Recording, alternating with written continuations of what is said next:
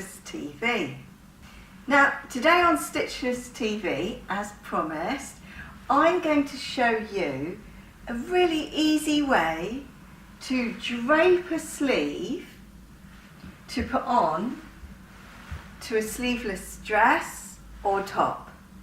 I learnt this method of draping a sleeve from Shingo, and we have a full tutorial, very in-depth, on how to do a moulage, which is like draping, how to do a draped sleeve, a long draped sleeve that gets added to a jacket bodice. Now I'll put the link below to that tutorial, but today we're just doing a simple, really simple short sleeve, because I don't know, are you like me? I'm not. Look, all my tops have short sleeves to about here, because I don't like the tops of my arms. So you'll see today that this is, I think, an easy way to drape a sleeve.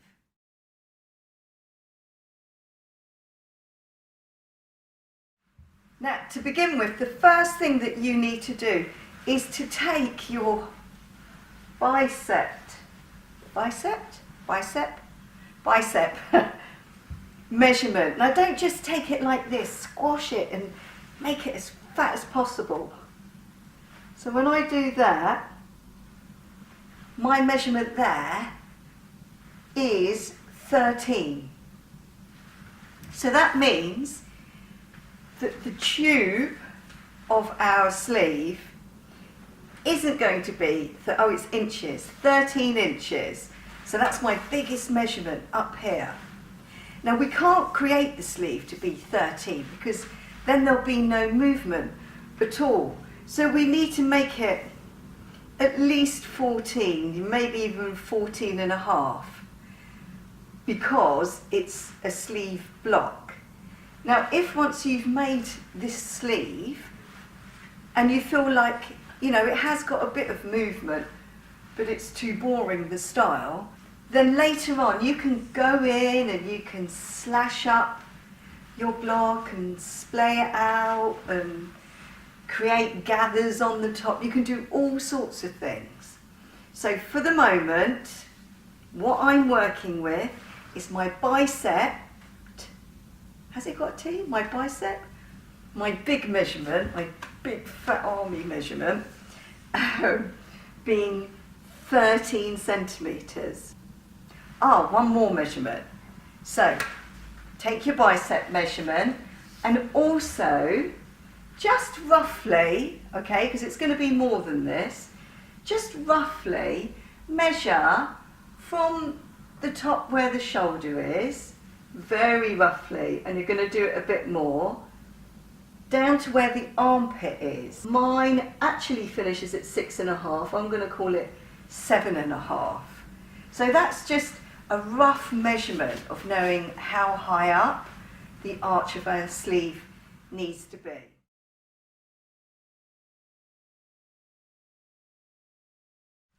So we're just doing short sleeves today, so just forget about the length at the moment. But what we do need to think about is that bicep measurement, which when it was fitted was 13 on me. Now, I need ease and I need to be able to move my arm.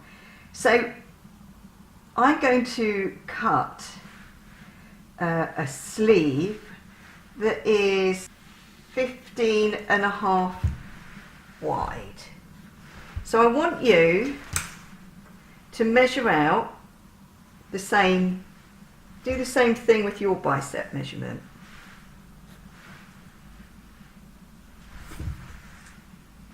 And I know I should have a ruler,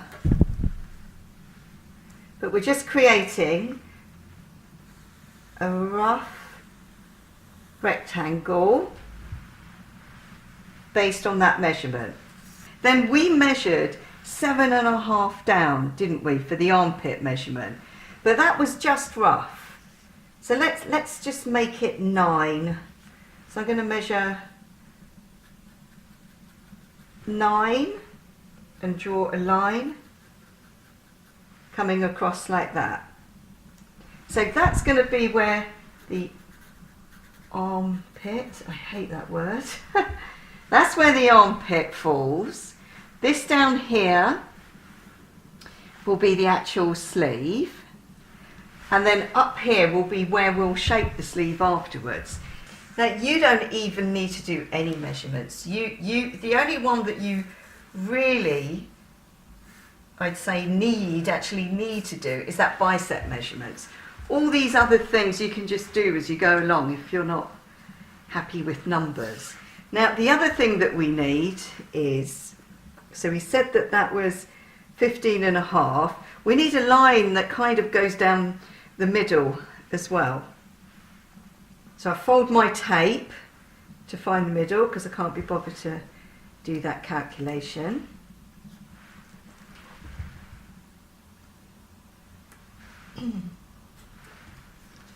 And then I just want a line that goes down the middle.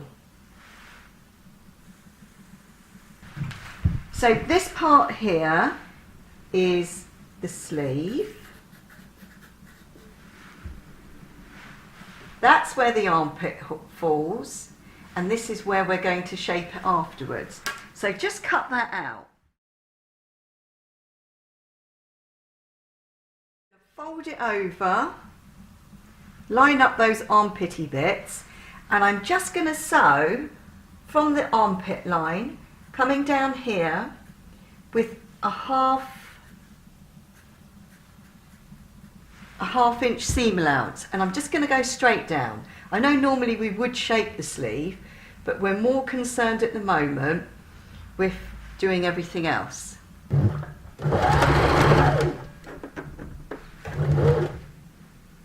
Now when you sew this, sew it with a big stitch because you might need to undo it later. Right, so when you've finished sewing up the side, then put it into this position. We're trying to put that in the middle. So just follow the line that you drew that formed like the centre of the tube of your sleeve. And then just lay it out like this. Now I've actually made this wider than the sleeve I made before because I was concerned it was a bit tight, and now I'm concerned it's a bit big, but we'll see what happens. We'll see which one's the best afterwards. When you've taken the bodice off the dummy, we just need to unpick the shoulder seam because we need to get into this area here. Now that should be easy because when you sew, and when you sewed your bodice sloper, otherwise known as a bodice block, you were and are supposed to use very big stitches for your seams for this reason, so that you can open it out easily. So I've undone the shoulder, and then you do this. Then put your fabric wrong sides together. So wrong sides together.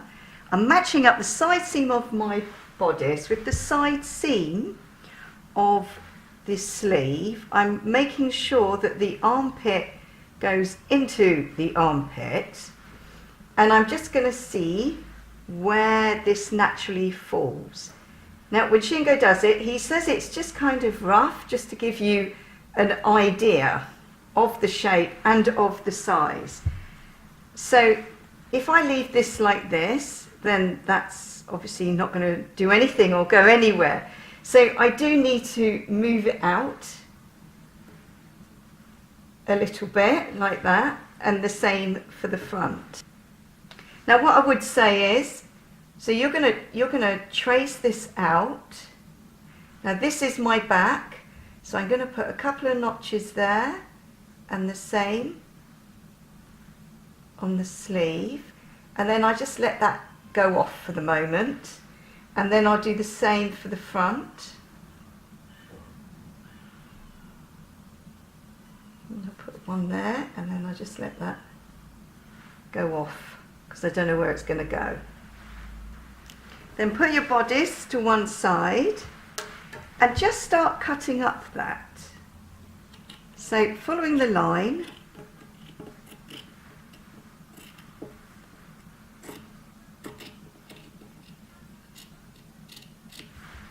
Just cut all of that away. When you've done that, it should look a bit like that. Now I think it's probably safe for us to cut away this stuff. In fact, we can probably go down.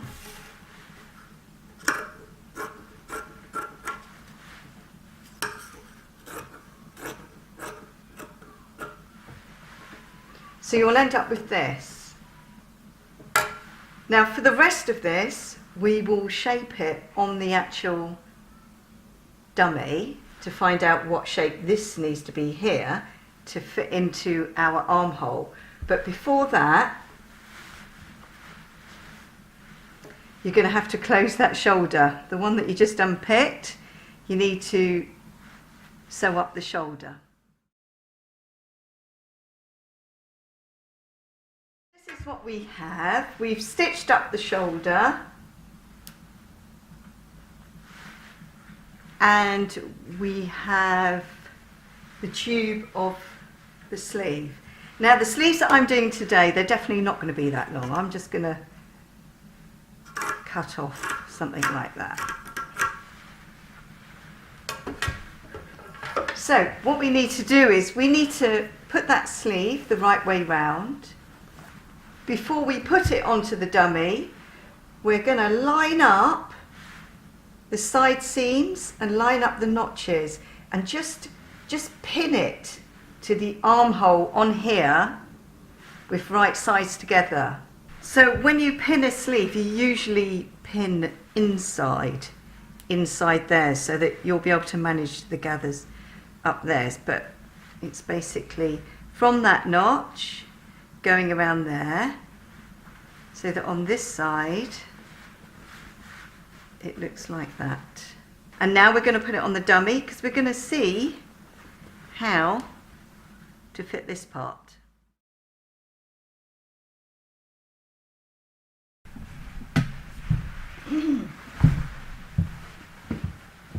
Okay, I really need for you to see what I'm doing here.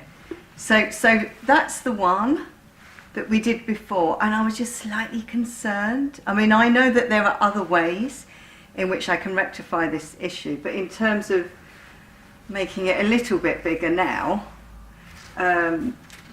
yeah, we'll see. So we've pinned it, around there between those notches, right? And hoping you can see this.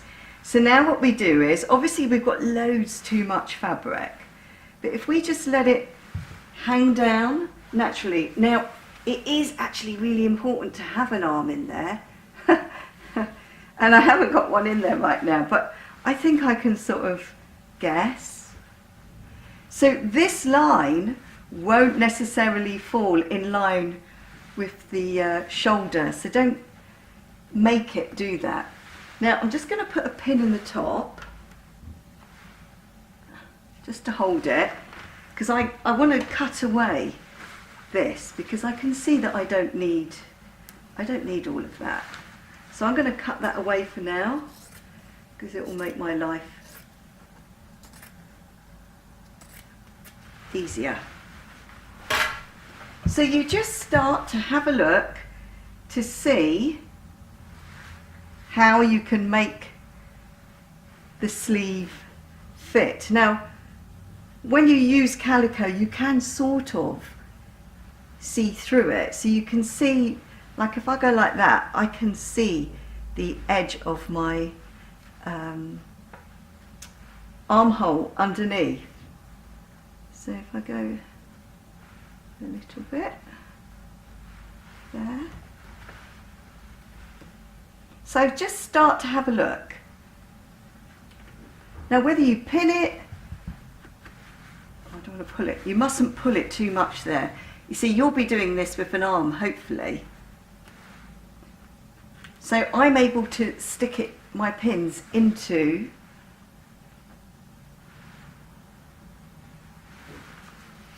haven't got any more pins, into the shoulder pad, which is another good reason for using shoulder pads, because you can treat them like a pin cushion. So I'm sort of happy about that. Now where I'm sticking my pins is kind of like the seam allowance of the underside away, but then I need a seam allowance again. I guess that's quite important. So when you're fairly happy with how it's going on, I would say start drawing a line for where that is.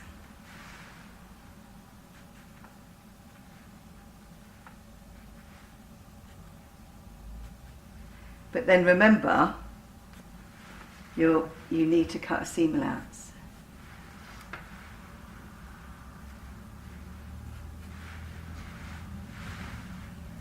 So I know that that's not perfect, but I think it's enough for now.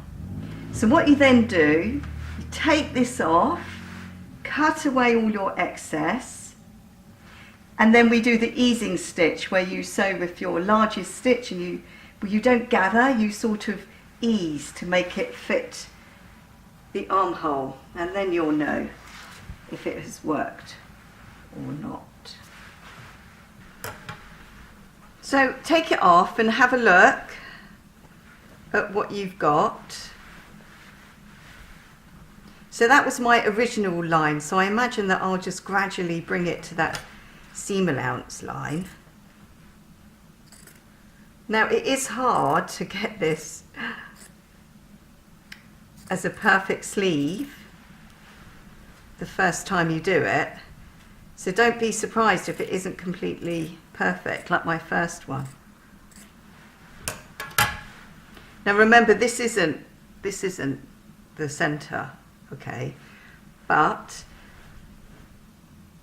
I could have marked where the shoulder was, but I forgot.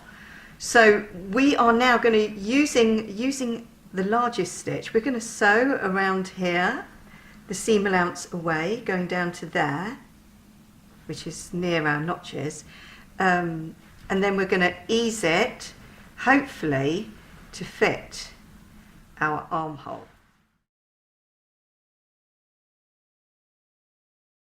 So look, I was right, it was too big. I should have stuck to my original measurements and made it just 1.5 inches bigger than my actual bicep size. So that's why we make toiles, so that we adjust and adjust until they fit, and then we have the perfect size.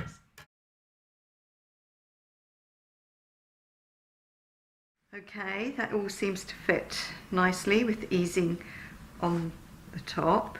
Now where I took it in, I need to just round it off a bit, because otherwise you just end up with a peak there. So now we sew that all in place. For those that don't know, when you do a set-in sleeve and you're stitching around the gathers, but they're not gathers, they're just easing, so that you don't get little pleats, you have to really sew exactly, or just a tiny bit to the left of that stitch line that was the line that you slightly gathered, stroke eased. Now, it's not the end of the world if you get tiny, tiny little pleats. You might be able to steam them out, but really, you're not supposed to.